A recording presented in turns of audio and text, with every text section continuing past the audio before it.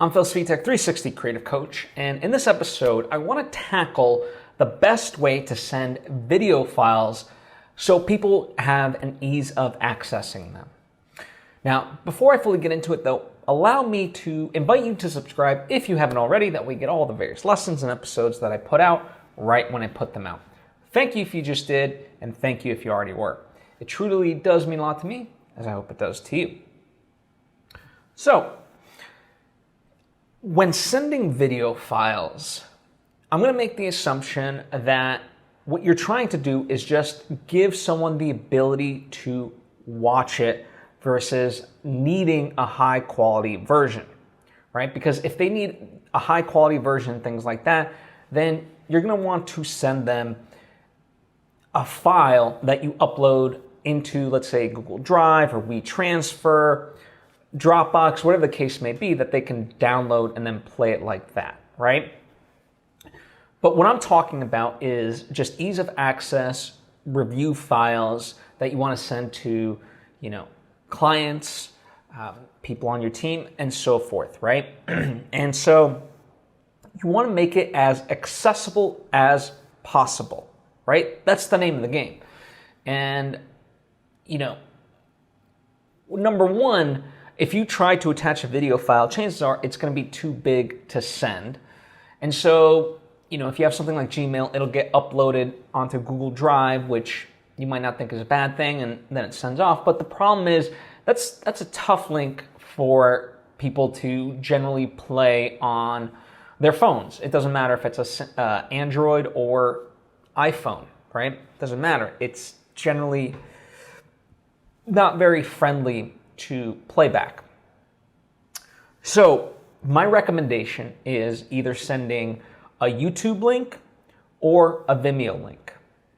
With YouTube, you can send a video as a private link, although I haven't had as much success with that. So instead, what you would do is send it as an unlisted video file, right? If you wanted to do it that way.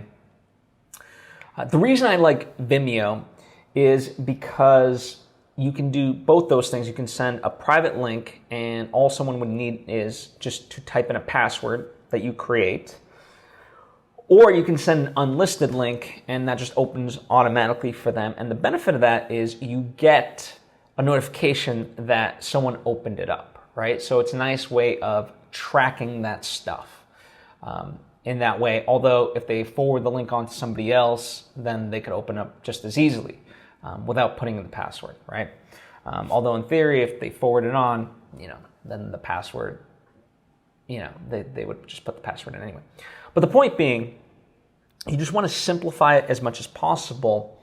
And the thing about Vimeo that I like over YouTube when it comes to this stuff is the fact that you can upload a new version to that same link, right? Whereas with YouTube, if you update something, you have to re-upload the same thing, and it creates a new link, right? You now have two video files as opposed to replacing a video file.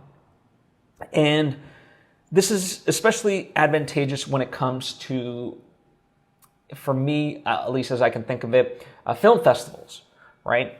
So through Film Freeway, when you submit, you provide a link as part of that submission, and I always include a Vimeo link, and that goes to the festival and whatnot.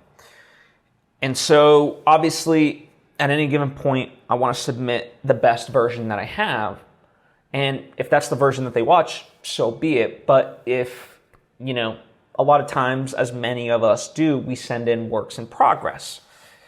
And so as new elements come in, whether graphics, visual effects, better sound design, whatever it may be, you would want to have that be available to people that are watching it, right?